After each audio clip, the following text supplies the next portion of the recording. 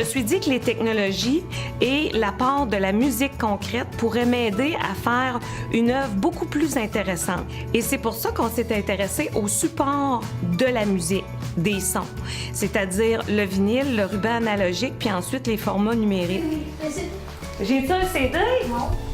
C'est-tu un CD?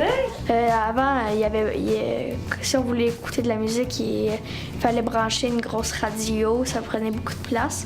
Mais maintenant, pour écouter de la musique, tu peux juste avoir ton iPod. Les supports musicaux sont arrivés et ont révolutionné notre façon d'écouter de la musique. Alors moi, je suis une enseignante de musique au primaire et il y a un volet qui m'avait toujours interpellée et ce volet-là était les objets sonores au 3e cycle. Vous allez être en 4 équipes. Dans chaque équipe, il va y avoir un iPad. Vous allez devoir trouver 12 sons. Des sons de musique concrète. C'est le fait qu'on a pu essayer plusieurs instruments, la tablette, tous les instruments rock, les instruments orff. Encore là, on voit toute la technologie qui a évolué. Beaucoup d'éléments de cette activité-là vont chercher directement des repères culturels près des élèves, mais on les amène aussi vers des repères qui sont plus éloignés d'eux. Par exemple, le vinyle qu'ils auraient pu croiser chez leurs grands-parents.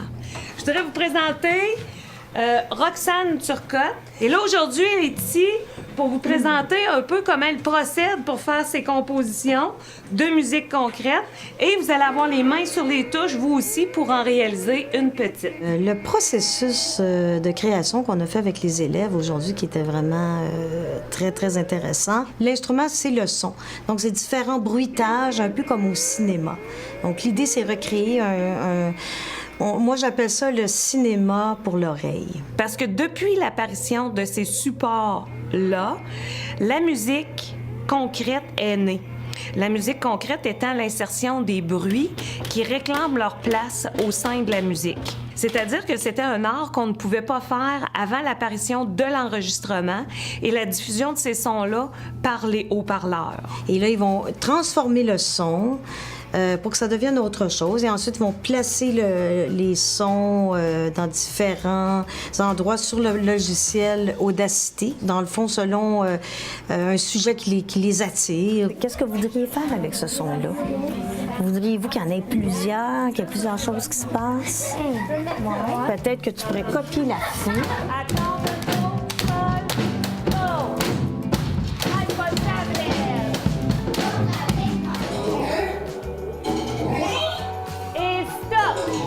Au début, c'est comme dire surprise. Après, on dirait qu'on a repris l'affaire. Oui.